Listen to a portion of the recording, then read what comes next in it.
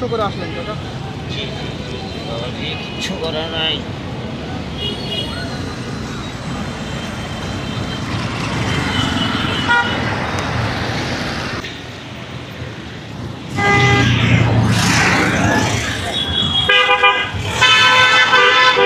তাহলে যদি একটু দাঁড়াইতেন আপনার সাথে একটু কথা বলতাম, যদি একটু বসতেন।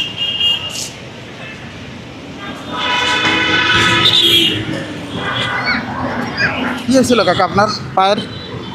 আমার এটা মেরুদণ্ড ভাঙা। মেরুদণ্ড ভাঙা? তাও তো দেখা যায় যে পাও এমনি ঠিক আছে, পাও ঠিক আছে। পাও এলে এখন ঠিক থাকলো, এমনি পাও সব ঠিক আছে, কিন্তু তারপরে পাও এলে চিকন হয়েছে। এর কারণ জানি কিন্তু না, আমার মেরুদণ্ড ভাঙা। কীভাবে ভাঙছিল? এটা বহু কথা, এটা আমি অ্যাক্সিডেন্ট করছিলাম। এটা ভাঙছিল এটা 2011 সালের 27শে জানুয়ারি। 2011 সালে। পরবর্তীতে চিকিৎসা করেন না? পরবর্তীতে ওটা চিকিৎসা করছিলাম, পরিহারি পরে ভালো হয়েছিলাম। মানে ভালো বলতে কি, এটা আর বেশি কিছু হারান দেবে না। মেরুদণ্ড সমস্যা ছিল কীভাবে, মানে ব্যথা পাইছিলেন, ভাঙছিলেন কীভাবে? এটা এরা কেমিক্যালের বস্তা করে গেছিল, মানে আমার উপরে এই কেমিক্যালের বস্তা স্ট্রাইক দেওয়া, এরকম বস্তার খামাল ভাঙি উপরে পড়ছিল।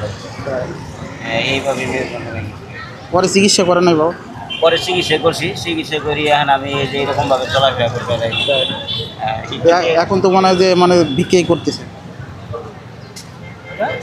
এইগুলি আমি কি বলবো, আমার আর এগুলি বলতে ইচ্ছাই করে না। এরকম আপনার দেখলাম যে রাস্তা পার হইতেছে যেভাবে। ঠিক আছে, যাই হোক, আমি আপনার অল্প কথা বলি। কিন্তু সামনে যেভাবে জানতে চাইতেছেন এভাবে আমি জানাইতে চাই। আমার এগুলি বহু সময়ের দরকার।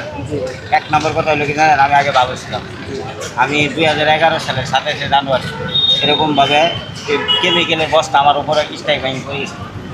পরে এরকমভাবে মেরুদণ্ড ভাঙছি, আমি এরকমভাবে চিকিৎসা করছিলাম, ভালো হয়েছিলাম। আমার বউ বাচ্চা ছেলে মেয়ে, আমি নিজে সংগ্রাম করি চলবে, ঠিক আছে কথাটা। কিন্তু এগুলি বহু কথা, আমি কত কথা বলবো। আপনার কি কোনো মোবাইল নাম্বার আছে? আমি তাহলে আমার কাছে একটা হুইল চেয়ার ছিল, তাহলে আপনার হুইল চেয়ারের দরকার নেই, আমি হুইল চেয়ারে চলতে পারি না। হুইল চেয়ার আমাদের আছে। আপনারই আছে।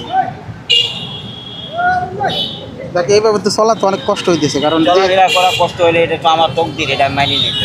যেভাবে রাস্তাটা পার হইলেন দেখলাম। ঠিক আছে কথাটা, এটা কী করবেন নাকি আমার বোঝার কিছু তো করার তো বিকল্প কোনো পথ নাই। এখন বিকল্প পথ একটাই, এটা যেন আমি হাঁটতে পারি। এখন তো আমি হাঁটতে পারবো না। আরেকটা বিকল্প পথ আছে, সেটা হলো কি জানেন, যেন আমি এরকমভাবে রাস্তাঘাটে না চলি। এর জন্য তো আমার পিছনে লোকের দরকার, যেহেতু আমার বউ বাচ্চা ছেলে মেয়ে আত্মীয় স্বজন এগুলি কিচ্ছু না। এই দুনিয়াটা আমি আমার। এই জন্য বিয়ে শাদী করছিলেন না? না, এগুলি বিয়ে শাদী করছে। এই জন্যে কি জানেন, আমি নিজে চলতে যাই হেরি, আমার এরকমভাবে চলতে কিচ্ছু করার নেই, আসে কিচ্ছু করার। যদি বসে যদি এক জায়গায় কিছু করতে পারতেন। বয়সে এক জায়গায় কিছু করার এগুলি আমার ইচ্ছা আছে, কিন্তু এগুলি এগুলি এগুলি যেগুলো আমি এক জায়গায়, আমার একটা চিন্তা চেতনা আছে যে আমি কোনো এক সময় আমার একটা আইলে আমি এক জায়গায় বয়ে বয়ে একটা দোকান করবো। কিন্তু আমি যদি এক জায়গায় বয়ে বয়ে দোকান করতে যাই, তাহলে তো আমার একটা লোক লাগবো না। মালামাল আনার জন্য, মানে সব কিছুর জন্য লোক ছাড়া সম্ভব না, কি বলেন? হ্যাঁ, সহযোগিতার একটা লোকের দরকার আছে। তা আমি এগুলি কি জানেন, মানে এগুলি চেষ্টা চেতনায় আছে আর কি। এইগুলি সময় লাগবে আর কি। থাকেন কোথায়? আগে আবার তো দেন এই জায়গাতে আর কি, এই দেশের বাড়ি কোথায় বাবু? দেশের বাড়ি হলো শেরপুর জেলা, শেরপুরজি থানা, 9 নং কুড়িগাঁওনিয়া ইউনিয়ন, গ্রামের নাম পড়ুয়া। দোয়া করি, আপনাদের দোয়া ছাড়া হ্যাঁ, তো কিছু অবশ্যই করতে পারবো না, কারণ কিছু করার নাই, আর কি করার, কারণ আল্লাহ জানি এরকম কেউ না করে, এরকম কিছু না করে। টাকা নেই, আমি যা বললাম আপনার দিলাম, এটা কিছু কিনে খাই, কিছু কিনে খায়। তো ভালো থাকেন, কারণ মনে কষ্ট নিয়ে না। দোয়া করি যে আল্লাহ তাআলা আপনার তো আপনি আমার কথা আবার রাগ হইেন না। না রাগ হবো না, কারণ আপনি কাকা, আমি আরেকটা কথা আপনারা বলতে চাই। আমি এই জায়গায় কি জানেন, এগুলি বহু কথা, আমি এই জায়গায় একটা সংগঠন করছি। আমার সংগঠনের নাম হলো কি জানেন, সালাম হাজার সালাম কবি। আমার সংগঠনে অলরেডি 30 জন সদস্য আছে।